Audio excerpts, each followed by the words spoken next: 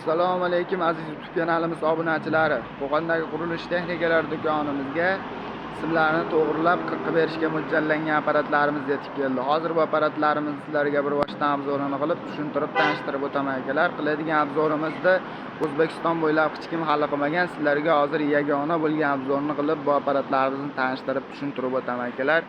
Birinchi kompyuterga keladigan bo'lsak, bu apparatimiz kompyuterli bo'ladi.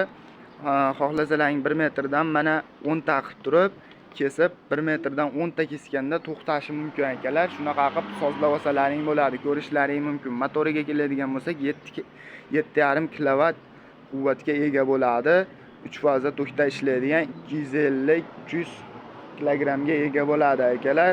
Yog' bachoylarini ham ko'rishlaring mumkin. 18-20 litrga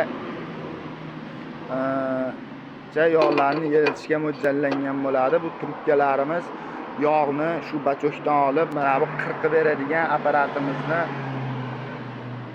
mana bu yeriga olib borib qirqib berishga mo'ljallangan bo'ladi akalar. Ishlarini ham ko'rishlaring mumkin. Mana bunaqa shestrinali, xohlasalaring yo'g'on, xohlasalaring ingichka armaturalarga mo'ljallab qirqishlaring mumkin. To'rtlikdan 14likgacha bo'lgan simlarimizni to'g'rilab qirqib berishga mo'ljallangan apparatimiz bo'ladi akalar. Kimga qiziq bo'ladigan bo'lsa, video tagida nomerlarimizni qoldiramiz. Bemalol aloqaga chiqib buyurtma berishlaring mumkin yoki shu Qo'qondagi qurilish texnikalar do'konimizga kelib bemalol xarid qilsalaring ham bo'ladi akalar. Ishlash jarayonlarini video burchagida qoldiramiz. Ko'rib, tomosha qilib baho berishlaring mumkin. Video yoqqan bo'lsa, like bosib qo'yishingiz mumkin. E'tiborlaringiz uchun rahmat.